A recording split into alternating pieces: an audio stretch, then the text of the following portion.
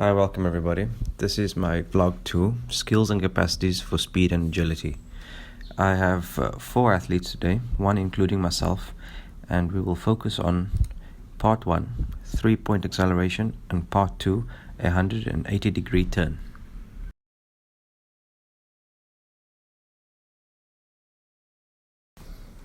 Part 1, 3-point acceleration.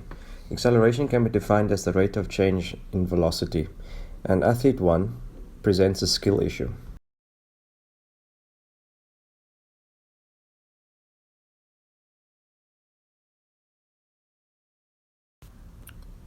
In the starting position, the distance between the front and back leg is quite large. In this position, the athlete will fail to produce adequate force to create velocity. Approaching takeoff, there is a pronounced forward lean which assists in acceleration.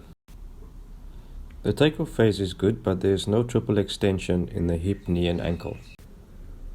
In the late stance phase, the athlete's touchdown distance is quite good to produce horizontal force.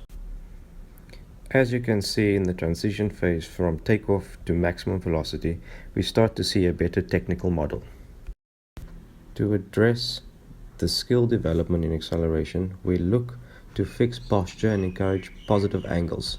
We do so by using wall drills, posture, knee smash and switching, and work on coordination and rhythm with an A march with no arms and jogging in place or a forward jog. Wall drills help the athlete get used to the feel of power line position, where the head, shoulders, hips, knees, ankles all form a straight line. The first drill is a static stance, which allows the athlete to identify proper technique. Key points to look for is a 45-degree body angle, high knee drive, forward shin angle, and a dorsiflexed ankle position. The second drill is known as a knee smash or wall drive, where the athlete focuses on applying as much force as possible into the ground while driving the knee forward and up. Progression from the wall drills would be to work on coordination whilst applying the new technical skills.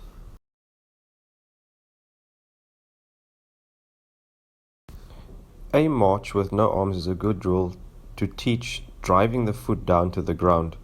This drill helps the athlete understand the cross-extensor reflex system.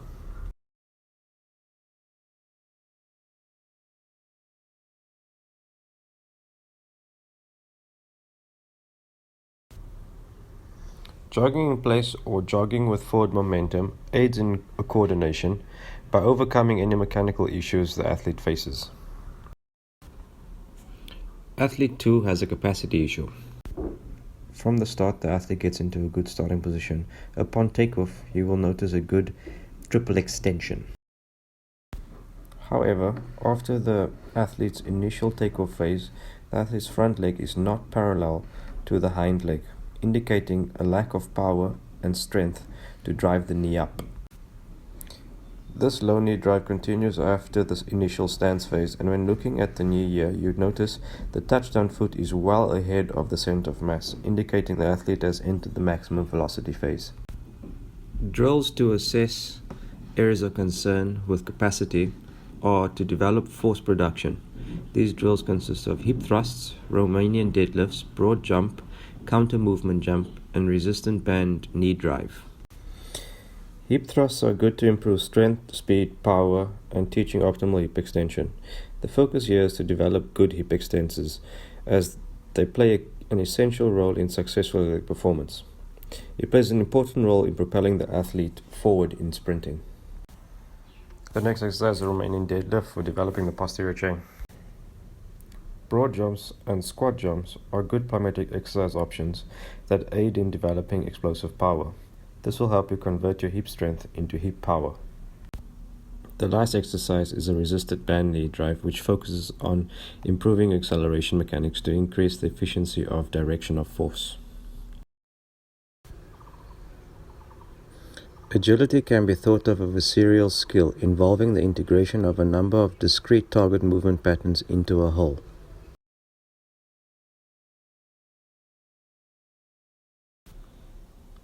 The initial movement here is below average as the athlete fails to initiate a good posture for change of direction. The head remains down throughout the turn, and the arms limit rotation due to the distance from the body.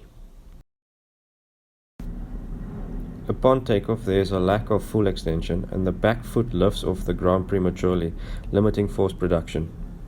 In addition, the small takeoff distance decreases velocity.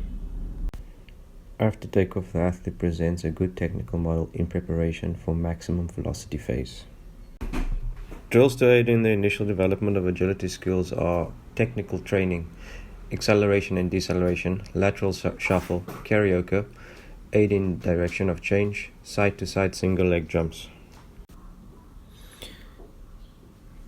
The short rapid movements of acceleration and deceleration drills help with the initiation movements, which prepares you for a change in movement pattern.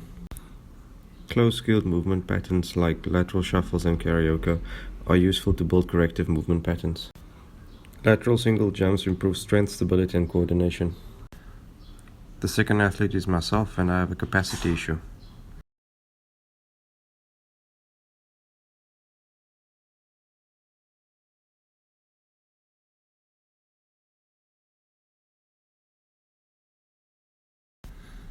The approach to the line and the preparation for the turnaround is good. Once at the line, the body squats down and the head leads in the direction of the turnaround. Although the takeoff distance is quite large, there is no triple extension and the movement of the line is quite slow. To improve the capacity for agility development, we look to develop power and reactive strength with drop jumps, double and single leg hurdle jumps, and weighted squat jumps. A cutting movement to produce a lateral change in direction involves a strength shortening muscle sequence. Drop jumps improve leg stiffness, which is important for eccentric reactions and concentric actions during a sprint. Hurdle jumps decrease ground contact time and aids in explosive isometric contractions.